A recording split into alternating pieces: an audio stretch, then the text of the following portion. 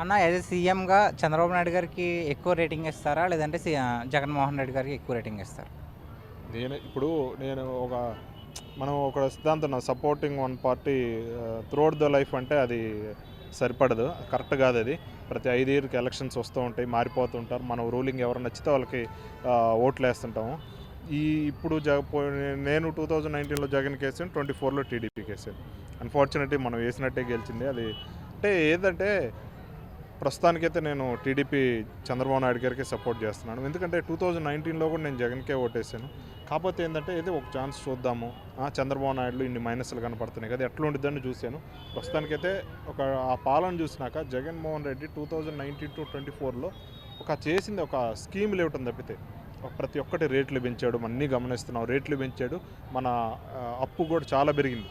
మనకు రావాల్సిన బయట నుంచి తీసుకున్న అప్పు చాలా 1,00,000 కోట్లు పెరిగి 7,00,000 కోట్లు అట్లా పెరిగిపోయింది. ఇంకోటి ప్రతి ఒక్క ఐటెం మీద కూడా రేట్లు పెంచారు. ఈ ట్యాక్స్ స్టేట్ ట్యాక్స్ ఉంటుంది, మొత్తం పెంచేసి దాని మీద వచ్చిన డబ్బులతో మన స్కీమ్స్ పంచాడు. ఇది తప్ప జగన్మోహన్ రెడ్డి చేసింది ఏమి లేదు నాకు అనిపించింది. ఇంకోటి స్కీమ్స్ ఇస్తున్నాడు, మళ్ళీ ఒక బడి రూపురేఖలు అయితే అంత మార్చాడండి. ఈ తప్పితే ఒక డెవలప్మెంట్ వైపు మాత్రం ఒక అడుగు కూడా వేయలేదు. కాబట్టి ఒక స్టేట్ డెవలప్మెంట్ కావాలనుకునే కోరుకునే వాళ్ళు ఎవరైనా సరే టీడీపీకే ఉన్న పలంగా అయితే టీడీపీకే సపోర్ట్ చేయడం బెటర్. మీరు ఇంట్లో కూర్చోవాలి, మన నెలకి ఎంత కావాలి, మాకు బడికి జగన్ అన్న ఈ బడిది కూడా జగన్ గవర్నమెంట్ చేసింది ఏంటంటే పిల్లలకి అంతా మంచి ఆహారం ఇవ్వటం కానీ ఇవే పెట్టాడు తప్పితే, పిల్లలకి స్కూల్ బ్యాగులు ఇవ్వటం కానీ ఇవి పెట్టాడు తప్పితే ఒక క్వాలిటీ ఆఫ్ ఎడ్యుకేషన్ అనేది జగన్ దీంట్లో కూడా ప్రూవ్ చేసుకోలేదు అని నా అభిప్రాయం. అంటే ఏంటంటే ప్రతి ఒక్కరికి ఇన్ని వేకెన్సీలు ఉన్నా కానీ అది పూర్తి చేయాలి. టీచర్ల అవసరం చాలా ఉంది స్కూల్లో. అంటే పిల్లలు వచ్చేది చిక్కీలు తినడానికి, ఏదో భోజనం సాంబార్ తినడానికి కాదు కదా, గుడ్లు తినడానికి కాదు కదా, వచ్చేది క్వాలిటీ ఆఫ్ ఎడ్యుకేషన్ కోసం వస్తారు. జగన్ నేను మారుస్తున్నాను అన్నాడు.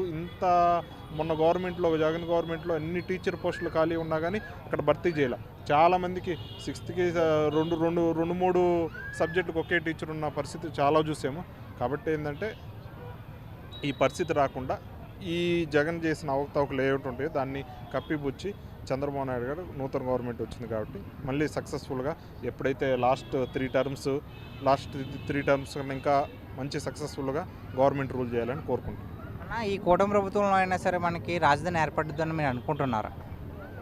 ఈ రాజధానులు ఏపీ రాజధాని అంటే ఒక కామెడీ అయిపోయింది.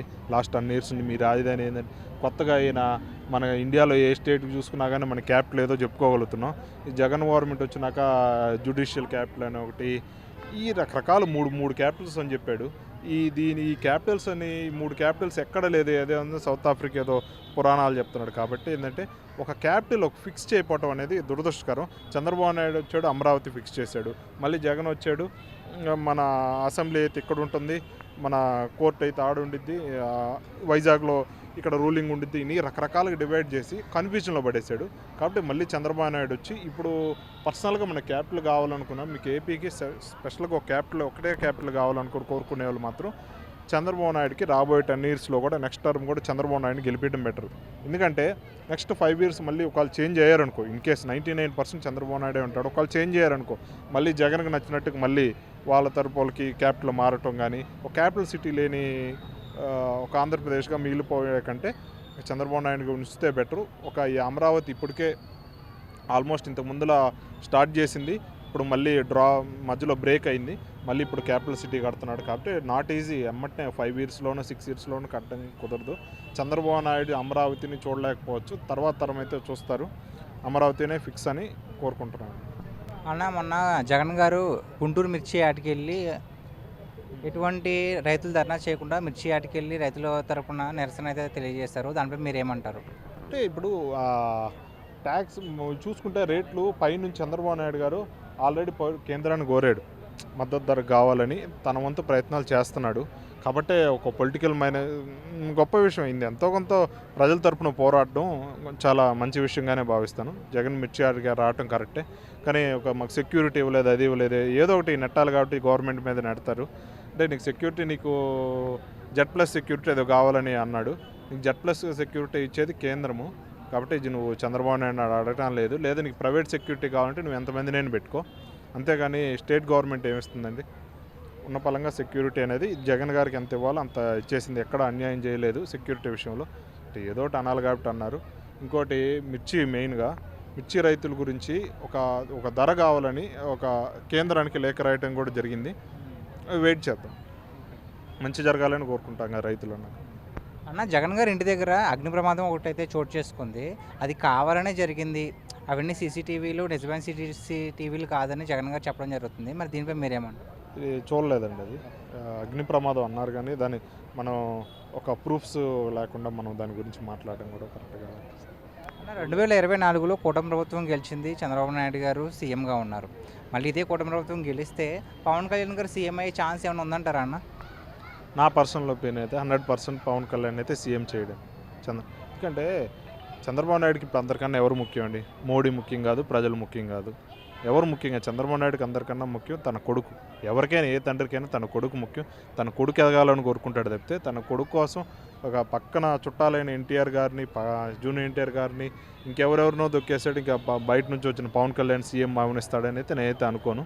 100% నెక్స్ట్ కూడా లోకేషే సీఎం అయ్యేటట్టు చంద్రబాబు నాయుడు పక్కా ప్రణాళికలు అయితే చేసుకుంటున్నాడు. చంద్రబాబు నాయుడు ఉండగా అయితే పవన్ కళ్యాణ్ సీఎం అవకాశాలు చాలా తక్కువ. నెక్స్ట్ కూడా 2029లో కూడా కాడండి 100%. ఇంకోటి ఏంటంటే మీకు ఎవరినైనా చంద్రబాబు నాయుడు కూడా ఏం చేయలేడు. మీకు బలం ఉంటే అటువంటి బలం జనసేనలో అనేది కనిపించట్లేదు. అంటే మన లోకల్ గ్రౌండ్ లెవెల్లో చూసుకుంటే చాలా నియోజకవర్గాల్లో మొన్న ఓకే 100% స్ట్రైక్ రేట్ 21, 22 గెలిచారు ఓకే. కానీ అక్కడ ఏంది, మీకు బాగా బలం ఉన్న చోట ఇచ్చారు, గెలిచారు. ఒక టోటల్ 175లో చూసుకుంటే తప్పితే టోటల్ 175 కాన్స్టిట్యూషన్లో చూసుకుంటే మీకు జనసేనకి సరైన క్యాడర్ లేదు, సరైన లీడర్ లేడు, లోకల్ స్థాయిలో ఫ్లోర్ లీడర్ లేరు. ఒక క్యాడర్ అనేది గ్రౌండ్ లెవెల్ అనేది చాలా వీక్గా ఉంది. కాబట్టి ఒకటి మీకు చంద్రబాబు నాయుడే మీ సీఎం చేయాలని లేదు, ఒకటి చంద్రబాబు నాయుడికి లేదు సీఎం చేయాలని, పవన్ కళ్యాణ్ సీఎం చేయాలనే ఉద్దేశం కూడా చంద్రబాబు నాయుడుకి ఉండదు, ఎవరికైనా ఉండదు. తన కొడుకే ప్రిఫరెన్స్ ఇచ్చుకుంటాడు ఎవరైనా. ఇంకోటి సరే వాళ్ళెవరో చేసేది ఏంది, నేను నాకు బలం ఉంది నేను అవ్వాలనుకోవటంలో కూడా పవన్ కళ్యాణ్ గారు మంచి పాయింటే. కానీ నీకు క్యాడర్ లేదు కదా, మీకు అంత క్యాడర్ పెంపొందించుకోవాలి. 175 నియోజకవర్గాల్లో గ్రౌండ్ లెవెల్లో చాలా లెవెల్లో అసలుకి జనసేన పార్టీ గురించి అసలుకి ప్రచారం లేదు, సరైన లీడర్ లేడు, ఒక ఊపు తెచ్చే నాయకుడు కూడా ఎవరు అనేది కనపట్లేదు. కాబట్టి ఏంది చాలా లో స్థాయిలో ఉంది జనసేన. మరి మొన్న పవన్ కళ్యాణ్ గారు వల్లే చంద్రబాబు నాయుడు గారు అంత మెజారిటీతో గెలిచారు అని చాలామంది అయితే చెప్పడం జరుగుతుంది. మరి దీన్నేమంటారండి? దీని మీద ఏమంటారంటే ఎవరు చెప్పుకోవడం లేదు, డిఫరెంట్ పీపుల్ డిఫరెంట్ ఒపీనియన్స్ అంటారండి. ఇప్పుడు 21 గెలిచారు జనసేన, ఓకే జనసేన 21 గెలిచారు, ఇద్దరు కలిసి పని చేసుకున్నారు. 21 గెలిచారంటే టీడీపీ సపోర్ట్ లేకుండా 21 గెలిచేదా?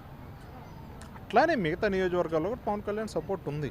కానీ ఎంత పర్సంటేజ్, ఎన్ని ఓట్లు ఎవరికి వేసారా, ఇప్పుడు ప్రతి ఒక్కరిని కనిపెట్టడం కష్టం కాదండి.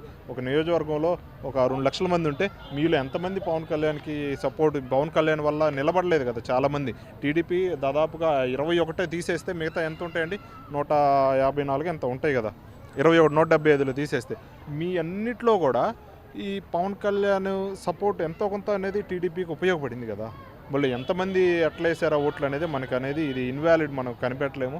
అంటే ఎవరు తగ్గట్టుగా వాళ్ళు మాట్లాడుకుంటుంటారు. జనసేన వాళ్ళు ఏంటంటే మా వాళ్ళే గెలిచింది అనుకోండి, ఇది కామన్, ఇప్పుడు కాదు కదా, 2019లోనే 14లోనే అన్నారు గెలిచినప్పుడు. కాబట్టి ఎవరు బలమైందో తెలియాలంటే విడిపోయి ఎవరికి వాళ్ళు పోటీ చేస్తే బెటర్. కానీ చంద్రబాబు నాయుడు ఆ రిస్క్ తీసుకోలేదు. మొన్న ఎందుకు వచ్చిన రిస్క్ అని కలిసి పోటీ చేశారు. కూటమి ప్రభుత్వం ఇట్లానే పవన్ కళ్యాణ్ గారు దీంట్లోనే ఉంటే మాత్రం సీఎం అవకాశం అయితే తక్కువ. అట్లా ఎంతో కొంత ఒకటి రాని 2 రాని చిన్నగా ఇప్పుడే సీఎం అవ్వాలని లేదు కదా. పవన్ కళ్యాణ్ ఏజ్ 53, 54 ఉంది. దాదాపు ఇంకా జగన్ వల్లే ఇంకా 30 years టైం ఉంది, ఇంకా 30, 40, 90 yearsలో కూడా సీఎం అయిన చరిత్ర ఉంది మన దేశానికి. కాబట్టి చాలా టైం ఉంది, ఏదో టైం సీఎం అవుతాం. కూటమిలో ఉంటే మాత్రం నాకు నష్టాలే ఎక్కువ అనిపిస్తుంది. బయటకు వచ్చి చంద్రబాబు నాయుడు మనస్తత్వం ప్రకారం అయితే ఎదగనివ్వడు, పర్సన్ ఎదగనివ్వడు. కాబట్టి బయటకు వచ్చి ఎదగటం బెటర్. థ్యాంక్స్ అండి. ఓకే.